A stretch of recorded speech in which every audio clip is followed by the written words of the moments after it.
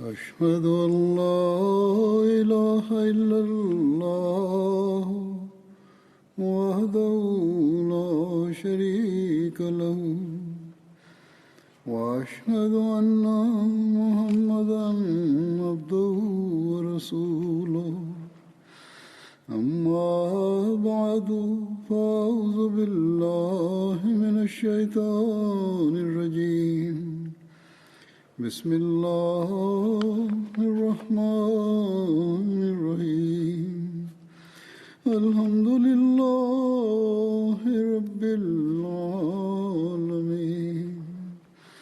الرحمن الرحيم مالك يوم الدين إياك نعبد وإياك نستعين اهدنا الصراط المستقيم صراط الذين أنعمت عليهم غير المغضوب عليهم ولا الضالين. За последователи ще разказвам. Най-първо аз искам да ви обясня за Хазрат Муаз бин Джабал. За него разказах. Там беше една традиция. Муслим Ахмад бин Хамбал. Там пише се за таун,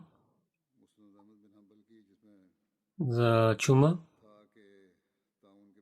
че скоро пророк Сарасрам каза, скоро ти ще пътуваш към Сирия, ти ще победеш, но там ще има чума, и който ще хваща на човека от стълбите. Този превод не беше правилният превод. Не става ясно с този превод. Истинския превод, който има за тази традиция, това ще ви разказвам. Исмаил бин Убайдулlah каза, че Муаз бин Джабал разилата та'ала каза, че аз слушах на пророка саллалаху алейхи ва саллям, че вие ще пътувате, пристъпвате към Сирия, това ще бъде победен за вас. Там вие ще имате една болест, който ще хапи.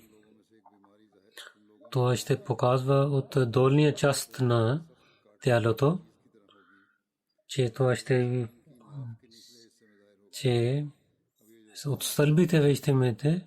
Това не е правилно, че истинския превод е, че това ще стане на долния зад на корема. Каза, че тази хората ще стават мъченици и ще пречисти делата им. Аз Муаз се моли, че о Бога, ако ти знаеш, че Муаз бин Джабал е слушал от пророка саллалаху алейхи ва саллям и на него и на неговия семейство дай една голяма част. Те всичките имаха чума и всичките починаха. И той показва тази болест на неговото ръце. Той каза, че аз няма да се радвам, че аз да получавам черни камели срещу тази болест. То поправихме тази грешка в Ал-Фазл, който публикува, но исках пред вас да поправя тази грешка. Сега, което разказах, както разказах, Хазрат Абдулла бин Амр, и ще разказвам за него. Хазрат Джабир бин Абдулла каза, че в деня на Ухуд баща ми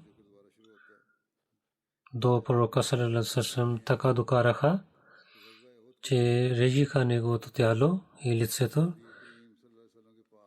и режиха частите на тялото, особено ушите и носа, неговото тяло. Пред пророка саллаллаху алейхи ва саллям останаха Значи аз исках да премахна дреха от негото лице, но хората спираха на мен и след това слушаха, че някоя жена плаче. Каза, тя е дъщеря на Абдулла бин Амр. Беше Фатма бин Амр името й. Или казват, че сестра на Абдулла бин Амр беше. Тогава пророк саллалаху алейхи ва саллям каза да не плачеш. Защото англите с крилата си се наведат над него. От друга традиция беше за Абдулла, когато на баща ми докарваха в деня на Охот и моя сестра на моя баща плачеше. Аз плачех също. Хората спирах да гняваха на мен, но пророк саллалаху алейхи ва саллям не забрани на мен. След това пророк саллалаху алейхи ва саллям каза, че вие да плачете или да не плачете, кълня се името на Бога, ангелите постоянно с крилите си се наведат над него, докато вие погребнете на него.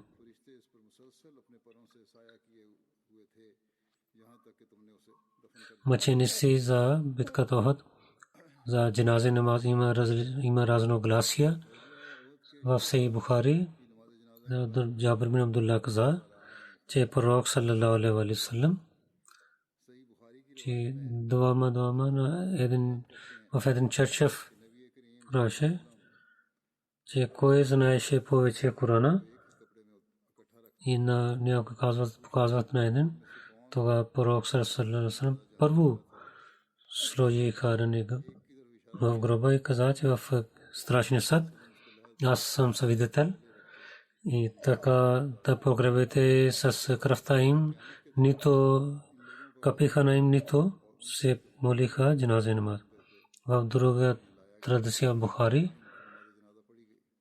Хазрат Уқба бин Амир каза, че пророк саллалаху алейхи ва саллям дойде и пророк саллалаху алейхи ва саллям той се моли дженазе на мъчениците на Охот.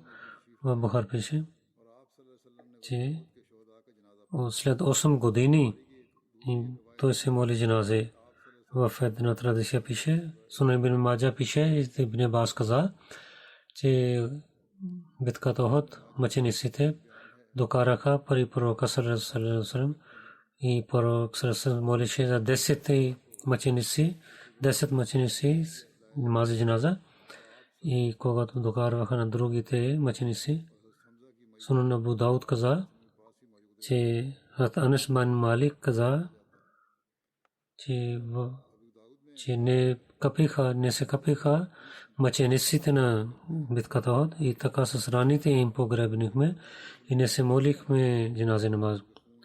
В Сунан Аби Дауд в друга традиция Анас каза, че пророк саллалаху алейхи ва саллям освен Хазрат Хамза не се моли дженазе на другите мъченици.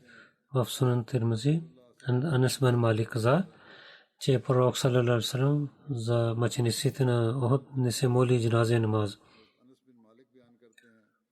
Сират ибн Хашам и в Сират Халбия пише, че пророк саллалаху алейхи ва саллям така се моли дженазе намаз на мъчениците на Охот. Най-първо се моли за Хазрат Хамза и 7 пъти Аллаху Акбар каза и Сират Халбия каза,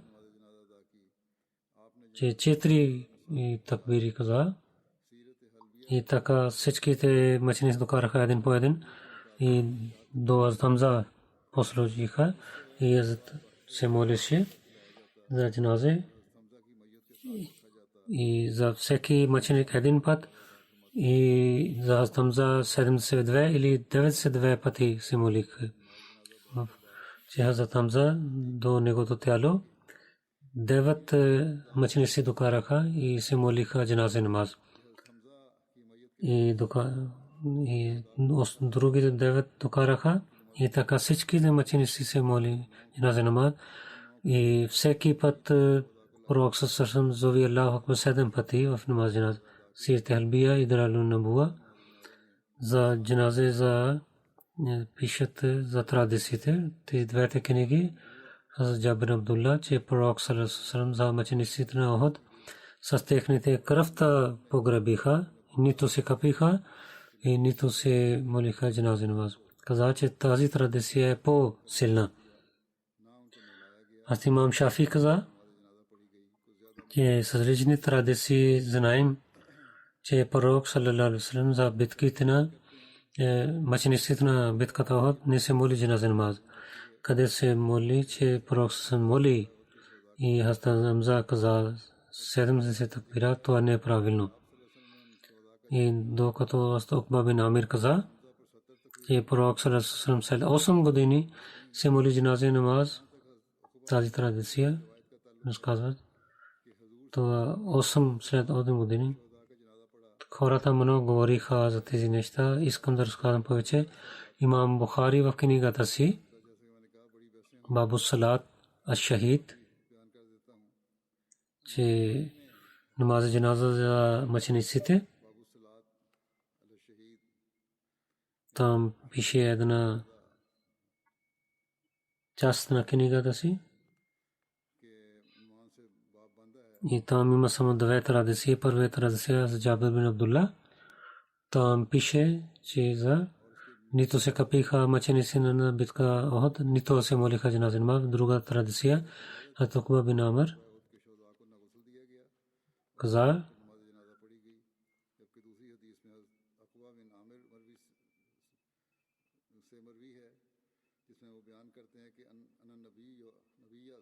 един ден пророк се излиза и намаз джаназа се моли за мъчениците на Охот.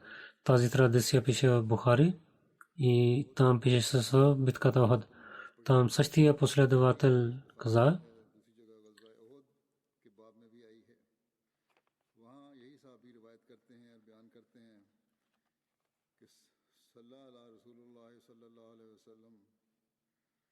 че пророк саллалаху алейхи ва саллям за мъчениците на Охот след 8 години така се моли, както довите не казват на мъртвите или живите. Лама Хаджар Аскалани за думите на имам Шафи, че имам Шафи иска да казва тук, че след много години не се молим джаназа намази. Имам Шафи, когато пророк саллалаху алейхи ва саллям знае, че той ще почине, тогава той отивайки на гробовете на тези мъченици се моли за тях и иска прошка за тях. За погребване на мъчениците на Охот в книгата Сират Хатамун Набийин за Беширем са пише, де поправяйки мъртвите хора, започнаха погребението. Пророк съвсем каза, тези дрехи, които мъчениците имат, те така трябва да останат и да не се капете на тези мъчениците. И ако има повече дреха някой, тогава трябва да хвалите на другите дрехи. Не се молиха джаназа намаз, освен без се капене, без намаз джаназа погребиха в една дреха. Двама последователи в един гроб се погребиха. Този последва, който им знае се повече на изуст Корана, пророк съвсем каза, че първо на него сложиха в гроба и там пише, че не се молиха джаназа намаз, но до смъртта си пророк саллалаху алейхи ва саллям особено за мъчениците на Охот се моли джаназа намаз. От различните историците пише, се молиха молитвата ли се моли джаназа намаз, но с много болка. Намаз джаназа се моли и се моли за тях с много болка. Може би преди, както разказах, че отивайки на всеки гроб се моли за тях и с много болка се моли за тях. Аз Джабир бин Абдулла каза, че аз за баща ми от битката след 6 месеца правих гроба и съм гледах, че него тяло беше правилно, освен няколко косма на брада му, които се докосваха на земя. Друга традиция, аз Джабир бин Абдулла каза, че на битката Охот двама погребихме един гроб и моя баща, другия последовател погребиха. След 6 месеца аз исках, че в различния гроб погреб, аз извадих на него от гроба, гледах, че тялото не промени тялото му, земята, освен това. В 46 години след битката и водата в една река отиде в гробата Абдулла бин Умар и там отиде вода, когато извадиха телото му, то имаше две чаши и този човек каза, имаше рани на негото лице и негото тяло, ръка беше на негото тяло. Там пише, то не съм спокоен за другата част на тази традиция, но разказвам. В историите пише, там пише, някои хора четат за това. Тук само искам да разказвам, че може би повече каза този човек, че когато имаше кръвта от раната и пак поставихме неговата рана, така спира кръвта му. Тези традиции имат там, които не са истинските. Джабир Абдулла каза, че гледах на баща ми в гроба, че той спиеше. След 6 месеца извади на него, той каза, че имаше на месото малко са 46 години и може би ще има това. Това е природата, така става с телата, че няма да има никаква промяна, няма да стане така. Аз Джабир Абдулла каза, че пророк съм се срещна на мен, о Джабир, какво стана? Ти имаш скърбиш. Аз казах, моя пророк саллаллаху, моя баща почина в битката Бадър и има много деца. Той каза, че аз да дам благовест на теб, че когато Бог се срещне с баща ти, аз казах да пророка. Пророк съм каза, Бог не говори с никой, но зад чашафа той говори, но с баща ми, да баща ти Бог се оживи на него и пред него стои и говори с него. Каза, о моя човек, искай от мен да ти дам. Той каза, че оживи на мен, че аз пак да стана мъченик. В друга традиция пише, си Абдулла каза, о моя баща, аз не се моли както трябва, искам пак да изпратиш на мен в света, че бъдейки с пророка ти да воювам и пак да стана мъченик. Това Бог каза, аз реших, който един път ще почине, той в света няма да се върне. Абдулла бин Умар каза на Бога, че о ме Бог, че този да пристигне до моето потомство, тогава този стих дойде, Откровение.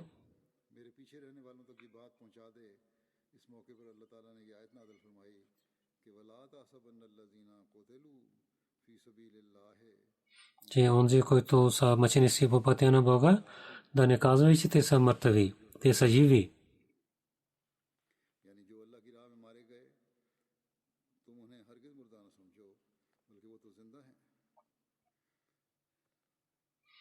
Те имат храна до Бога си. То преди разказах тази традиция за Джабир бин Абдулла. Бог, който говори с Абдулла бин Умар в единия реч преди халифа, четвъртия халиф така каза, че в тази случка има различна красота и от всяка страна, където гледаме, има нова красота и ние гледаме, че как постоянно пророк саллаллаху алейхи ва саллям имаше силна връзка с Бога си. Той имаше милосърдие към човечеството и имаше силна връзка с Бога. Една страна беше над последователите си и другата страна беше силна в Бога. Сума дана фата дадалла, така той беше в битката. Една част не изостана на Бога. Едно око гледаше на полето на битката, друго око гледаше на Бога. Една част се наведа към последователи, друга беше свързана с Бога. Че ръце работиха, но сърцето беше свързано с Бога. Че Бог беше милостив с него. за Абдулла бин Амр. Неговото положение каза, че Бог дал съобщение на него: о, който най-повече харесваш и обичаш на мен, че как сложих туфата любовта на твоите хора, че когато те са мъртви, те пак искат да се срещнат с теб. Освен когато останаха самия, когато те станаха мъченици, те не искат рая срещу теб. Тяхната рая е, че пак да се вият с сабите и да станат мъченици. И с теб да останат, и пак с теб да останат. Джабир Абдулла каза, че Абдулла бин Амр, когато почина, той имаше заем. Аз исках помощ от пророка саллаллаху да казвате на тези хора, че да прощават малко заем. Това пророк саллаллаху каза тези неща на тези хора, но те не намаляваха. Тогава пророк саллаллаху каза на мен: отивай, че да се събираш различните видове форми, аджва на другата страна и другите на друга страна, зед, и след това съобщи на мен. Аз така правих. И каза, съобщи на пророка саллаллаху, той дойде. Той отиде до формите и седна там и каза, че да прощава на тях, че дай на тези хора заем, както те имаха, аз дадах пълно тях, но пак останаха форми, така се, че те са същите форми. От Абдулла бин Амр, той изостави сина, аз Джабир бин Абдулла, освен това 6 дъщери изостана след него. В Сахих Бухари традиция пише, Абдулла бин Амр изостави 7 или 9 дъщери изостанаха след него. Другия последовател Хазрат Абу Дуджана, Абу Дуджана Самад бин Хариша. Абу Дуджана отношението му с Ансар племе Хазрач, Бану Сайда. Абу Дуджана баща му Хабша беше, някои казват Аус беше, и дядо му беше Хадша. Абу Дуджана майка му Хазма бинте Хармала беше. Той с името му Абу Дуджана, той беше известен. Абу Дуджана имаше един син, който се казваше Халид, и баща майка й беше Амна бинте Амр.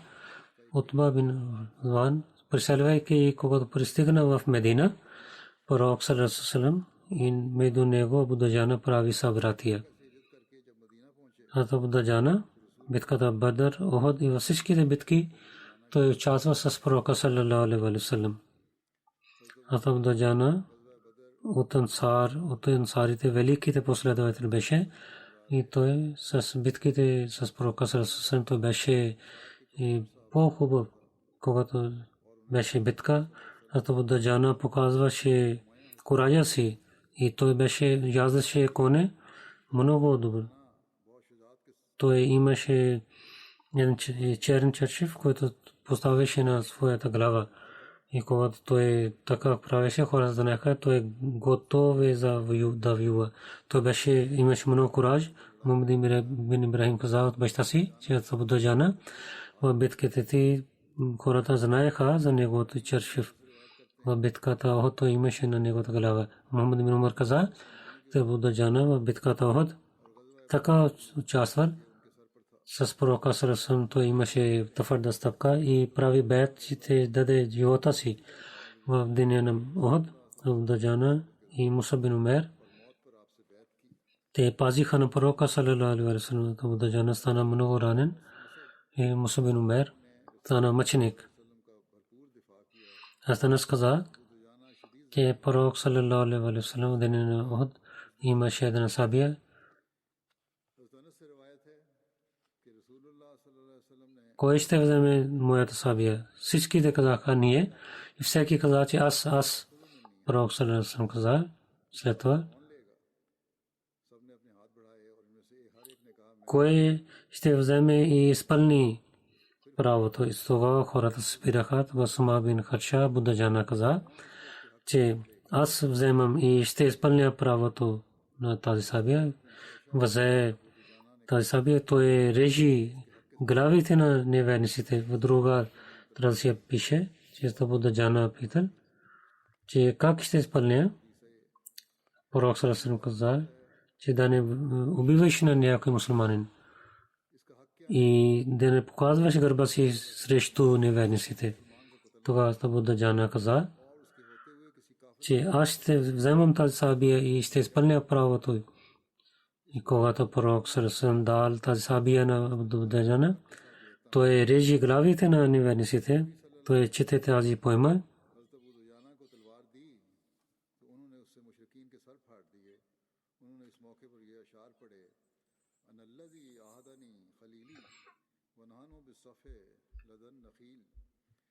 Аз съм онзи, на който Бог е взел обещание мен на Сафа, когато бяхме. И това е обещание, че аз ще стана пред в войника и да воювам с сабия на пророка саллаллаху алейхи с гордостта. Той отиде до неверниците. Това пророк саллаллаху алейхи каза,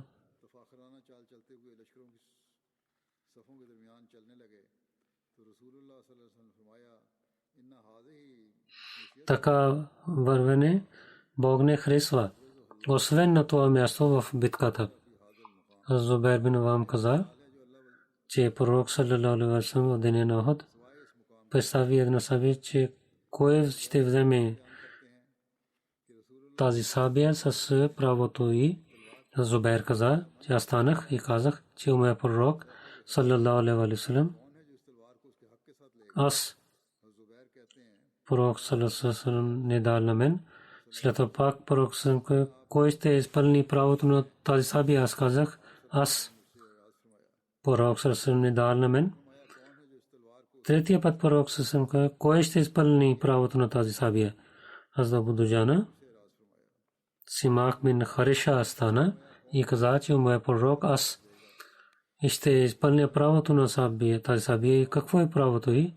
Пророк саллаллаху да не убиваш на някой мусулманин и когато имаш в ръцете си да воюваш с неверниците, да не показваш гърба. След това Зубайр каза, тази сабия дал на пророка саллаллаху дал на Абу Даджана. Абу Даджан, когато искаше, той имаше чернчеше на главата. Зубайр каза, че днес ще гледам, че както изпълни правото на тази сабия. Зубайр каза, те пред Абу Даджана, който идваше, той убиваше на него и режеше на него и напредваше, че той пристигна до жените, които пееха до планината. Една жена, че ние сме дъщерите на в сутрина заведа, ние сме на, ако напредваше, ние ще напрегваме, ако ще хвърнете гърба, ние няма да гледаме на вас, след това на вас и на нас няма да има обич. Аз Зубайр каза, аз гледах Абу Даджана, че той вдигна ръка си на една жена и спира своята ръка. Когато свърши война, аз казах, аз гледах, че ти искаш да воюваш на една жена, но след това да не убива на нея. Той каза, кълна се името на Бога, че аз дадох уважение сабията на пророка саллаллаху алейхи ва саллям, че да не убива на някоя жена с тази сабия и да използвам тази сабия да убивам на някаква жена. Затова спирах. В друга традиция пише, тя беше Хинд, жена на Абу Суфиян, който пееше, когато Абу Даджана вдигна тя с висока гласа, че някой да помогне на мен. Но никой дойде, Даджана не убива на нея и се върна. Аз Зубайр каза, когато пита, аз не харесах, че сабията на пророка саллаллаху алейхи ва саллям да убивам на някаква жена, който нямаше никой да помага на нея. Разказвайки в книгата Хатамун Набиин Мирза Башир Ахмад пише, че когато воюваха куфарите, които имаха сражение, и те нападнаха на мусулманите, мусулмани също зовиха името на Бога и девете и така пророк съвсем вземайки своята сабия каза, че кой ще изпълни правото на тази сабия. Различните саби вдигнаха ръце. Хазрат Умар, Зубайр, в някаква традиция, Хазрат Абу Бакър, Хазрат Али също имаха. Но пророк саллаллаху алейхи ва саллям спира своята ръка и каза, има ли някой, който ще изпълни правото на тази сабия? Най-накрая Буддаджан Ансари каза, дайте на мен. Пророк съм дал тази сабия на него и Буддаджан вземайки тази сабия и с горделиво, с кураж, вървейки, отиде към неверниците. Пророк саллаллаху алейхи ва саллям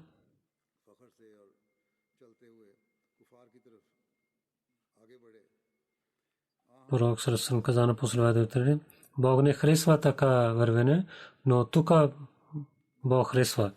Зубайр, който искаше да вземе сабия, имаше желание най-повече. Той искаше, че аз съм роднина. Той мислеше, защо пророк саллаллаху алейхи ва саллям не дал тази сабия на мен и дал на Буддаджана. И да премахне това неспокойствие. Той рече, в полето ще бъда с Буддаджана и ще гледам. Той какво прави с тази сабия? Той каза, те Буддаджана имаше черен чершев на главата си, вземайки тази, се молейки, се хваляйки на Бога, той отиде до неверниците. Аз гледах, където отиваше, той убиваше на всичките. Аз не гледах никой човек да стане пред него и да бъде спасен. Докато той във войската на неверниците, той отиде на другата страна, където стоиха жените на Хинд. Жена на Абу Суфиян, тя се пеше пред него, дойде. Буддаджан вдигна своята сабия над нея и Хинд вика помощ на своите мъже, но никой дойде до нея да помага. Но аз гледах, Зубайр каза, те Буддаджана и наведа своята сабия и там отиде на другото място. Зубайр каза, че питах на Буддаджана, че какво стана преди ти първо ти вдигна сабия, след това ти не уби. Буддаджана каза, че аз не харесах, че сабията на пророка саллаллаху алейхи ва саллям да убива на една жена и тази жена, където нямаше защитник мъж. Зубайр каза, наистина пророк саллаллаху алейхи ва саллям, както Буддаджана пази правото на, аз не можах. И спокойствие дойде в моето сърце.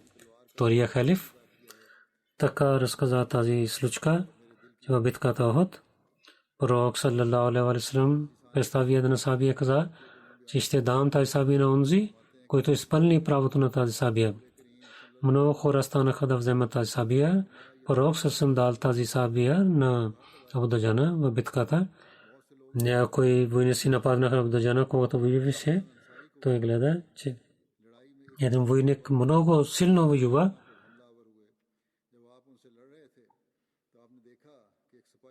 Той вдигна и след това изостави на него Буддаджана. Сабия и отиде към него, но изостави на него. Някой приятел питал, че защо си изостави на него. Той каза,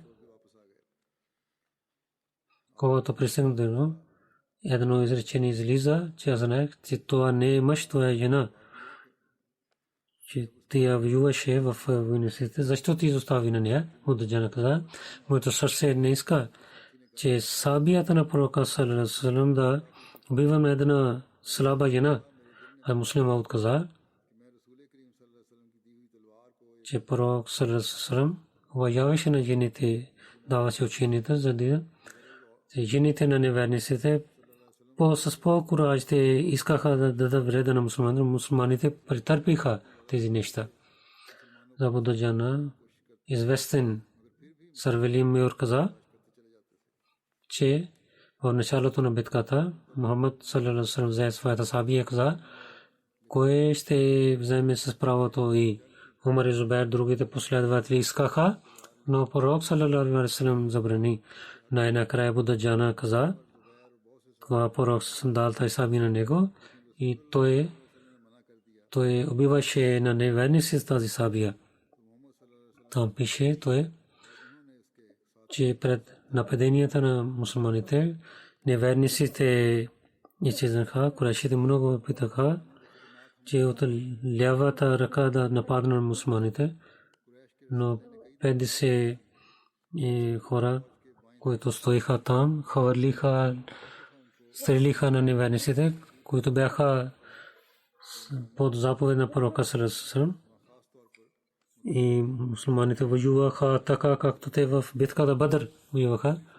И мекийците имаха сражение.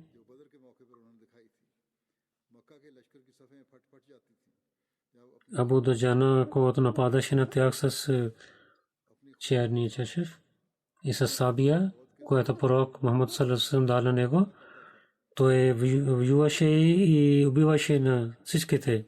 Хамза беше на там, Али с белите дрехи и Зубер и с жълтия чалма, като куражлив Илия, където отиваше, той дава съобщение за смъртта на неверниците. Те са тези неща, които те показаха пащитата за следващите победи на мусулманите. Ибн Аббас каза,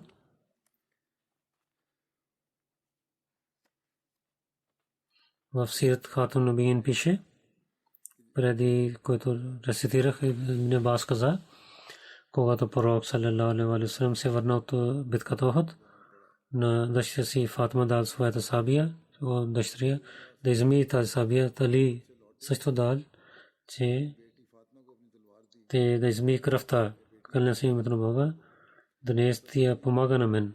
Тогава пророк саллаллаху алейхи ва саллям каза, ако ти си изпълни право, тогава Захал бин Хунеф и Абу Дуджан също изпълниха правото за воюване. Саад бин Хунеф, Харис бин Сима пише в друга традиция. Зайд бин Аслам каза, че Абу Дуджана, при него хората дойдоха, когато той беше болен, но лицето му светеше. Хората писат, защо твоето лице света? Така моите дела имат две дела такива, които са много силни. Първо, че аз не говоря такива неща, които не е свързан с мен. Друго, че моето сърце винаги е чист за мусулманите. Аз Абу Дуджана стана мъченик в битката Ямама. След смъртта на пророка мусулман казал напада на Медина. Аз Абу Бакър в 12 хиджри изпрати една войска. Аз Абу Дуджана беше в тази войска. Абу Джумама се воюва в битката Ямама и стана мъченик. Бану Хунефа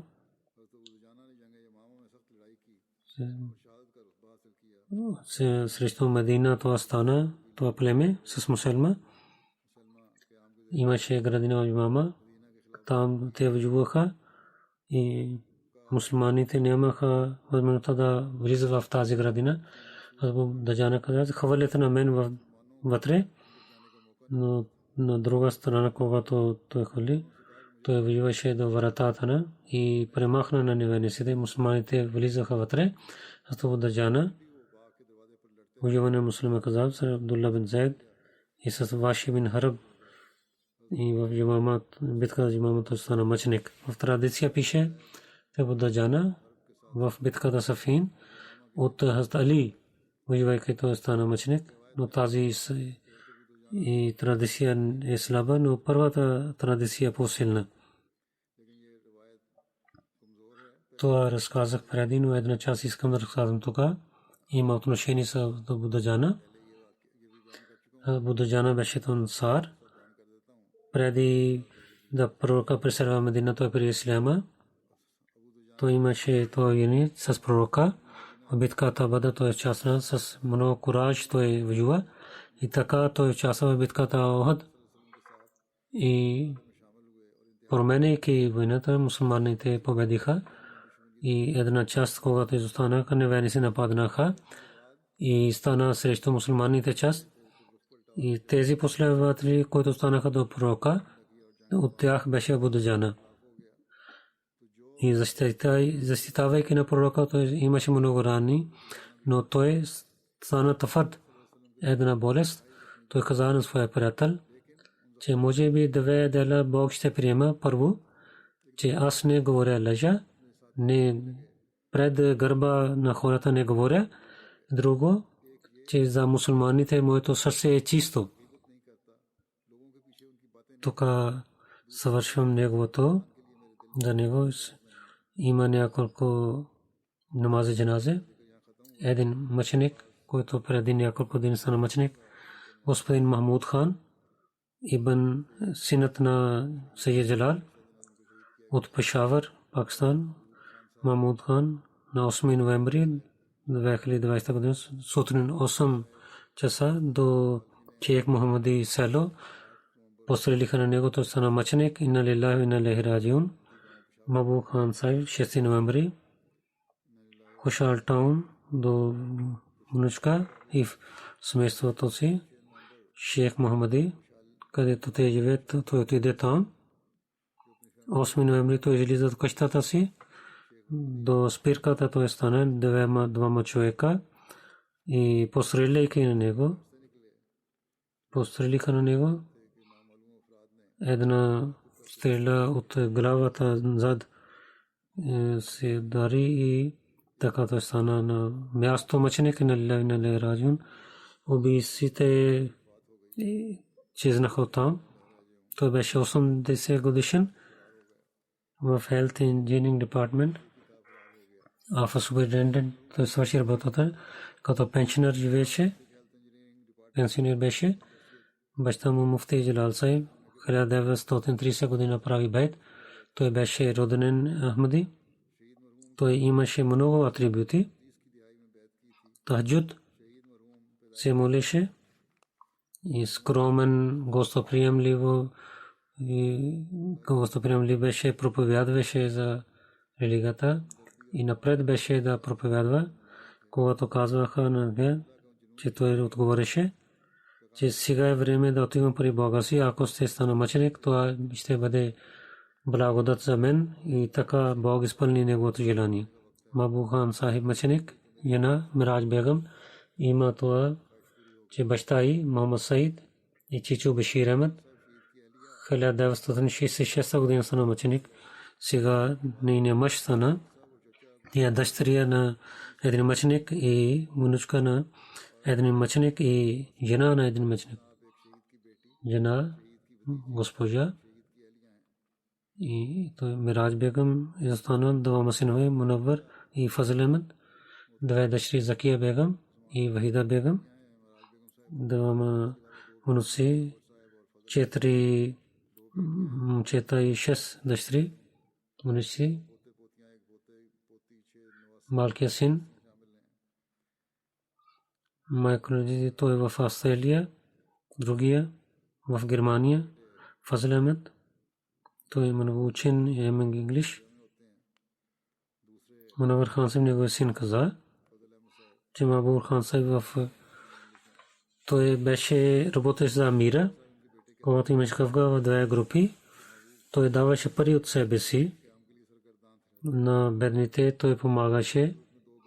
Всеки ден той помагаше на бедните.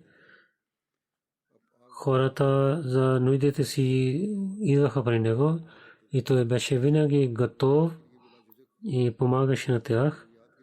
И много скромен, мълчалив човек беше, много търпелив и помагаше на другите.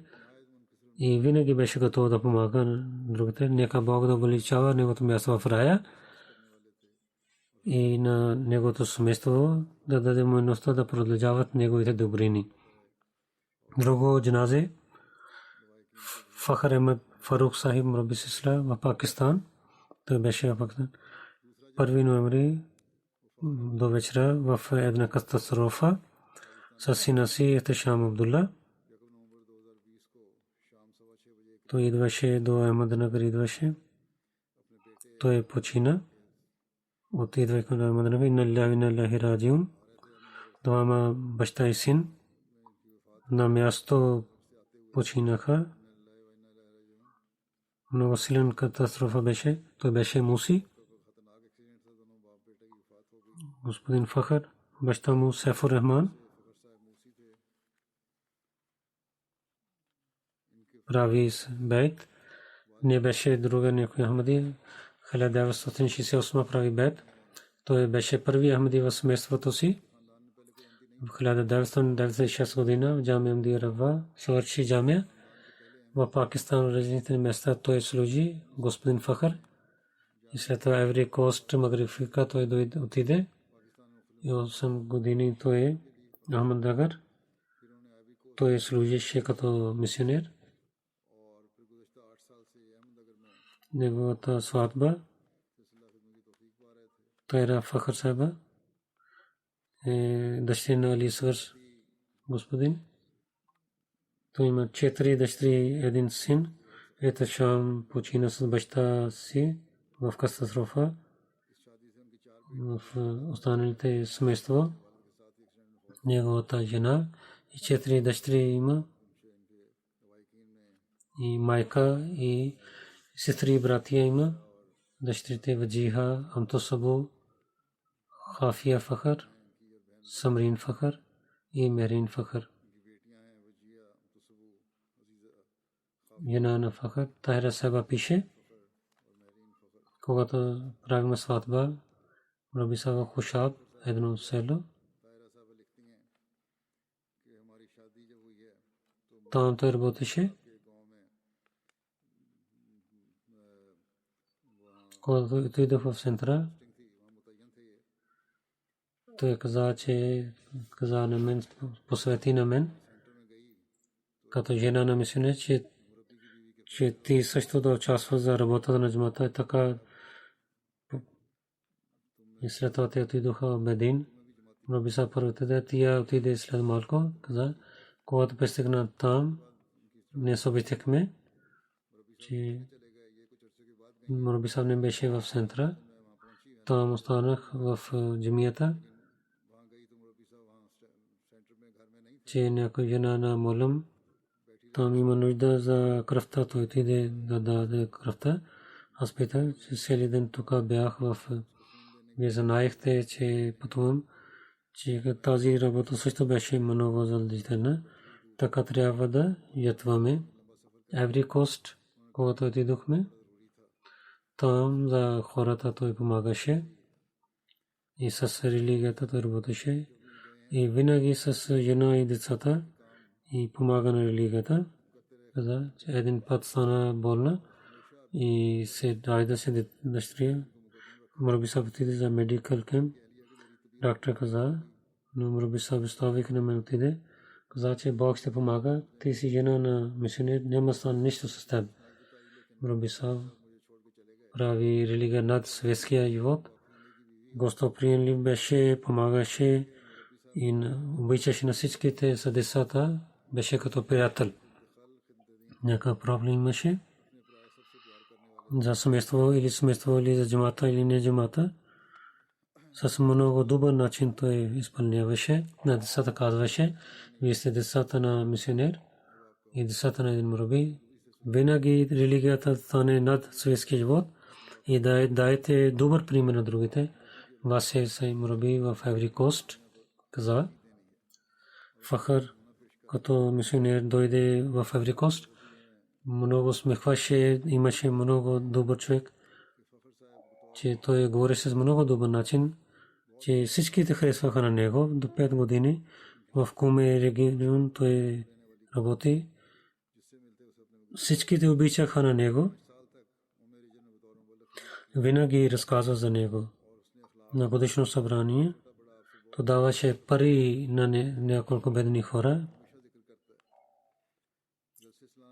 че в неговия регион най-първо идваше хората. Много молен Самаро каза, че 2 години работех с него, той като беше брат до мен, че много трудолюбив беше, задължение работеше работа и работеше за много бързо, дали за проповед или да вземе чанда или да приготвя годишно събрание. Така проведеше, че всяко село да пристигне с обещанието на джамата. Нека Бог да увеличава него място в рая, неговите дъщери и жена да стане с тях и да ги пази от всичките проблеми. Трето джаназе, синът Фахр Ахмед Фарух, Ехтишам Абдулла, неговия син и Фахр Ахмед, както казах, с баща му той почина в катастрофа. Благословението на Бога той беше в Вакфено и в first year той учеше. Не беше муси, той попълни и Карбардаз може да помогне, че ако форм беше изпълнен. И жена му каза, майка, че моя син беше, имаше много атрибути, много починяваше, вакфено беше и спазваше молитвите, за имсаф да молим да починяваше на него, изпълняваше задълженията си и този ден той работеше в джамията. Нека Бог да прощава на него и да увеличава неговото място в рая. Следващия джаназе Мукаррам Dr. Abdul Karim, синът Мия Абдул Латиф Равва, retired economist of State Bank of Pakistan. 14 септември то почина, 92 годишен беше. Инна лиллахи ва инна илайхи раджиун. Последовател Хазрат Маули Мухаммад Али Сахиб на обещания Месия, той беше внук. В Кадиян в коледж той беше в първия клас. Когато в Лахор дойде коледж след партишън, Талим Муслим коледж като студент, в Панджаб университет той свърши МА университет, той беше само един студент. След State Bank of Pakistan scholarship имаше, George Washington University в economics свърши PhD. Там Мазеф Фазл и той също проповядваше. Наш Сахиб много обичаше на Пакистан. Арми Световен банк, той въпреки работи с тях, но винаги работеше в Пакистан. Дълго време в State Bank of Pakistan той служи и като съветник той свърши стана пенсионер. IMF и Asian Development Bank много за световни и държавни договори прави и като Министерството на ваки бюджет също той готви бюджет. 2 години IMF в Судан в Хартум изпратиха на него. След ретирмент пенсионер в Рава той живееше за муашият, за религията. И имаха от него съвет, една комисия. Аз също взех съвет от него и беше много умен и много хубави статии публикуваше. И много дълбоко той пишеше и беше опитен човек. И представяше най-хубавото решение. Има няколко книги и ислам и философия на английски, Суд на урду, Сули Ризк също на урду. И след 1979 година на четвъртия халиф той в Ташкент университет Узбекистан отиде, 6 месеца там работи. И след това една комисия четвъртия халиф прави за рехни за и имаше една комисия. Той беше член за сабкомити и аз работих с него за маркетинг с дълбоко, както и казах. и говореше и с много добър начин. Много статии той изпрати на мен за лихвата. И те са много хубави статии, ще гледаме на тях. И може би за лихвата, срещу лихвата, тази система, която имаме, и ще вземем неговите съвети. Нека Бог да увеличава неговото място в рая и на неговите деца да продължават неговите добрини.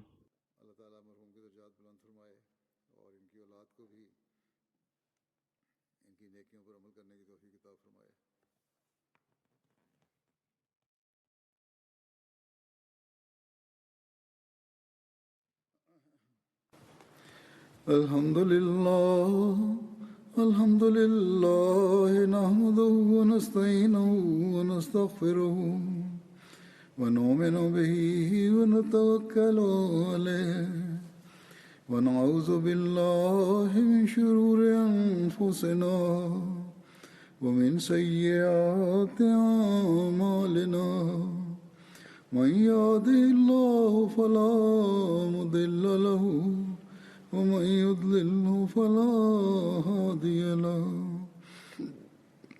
ونشهد أن لا إله إلا الله ونشهد أن محمدا عبده ورسوله عباد الله رحمكم الله إن الله يأمر بالعدل والإحسان وإيتاء ذي القربى وينهى عن الفحشاء والمنكر والبغي يعظكم لعلكم تذكرون اذكروا الله يذكركم وادعوه يستجب لكم ولذكر الله أكبر.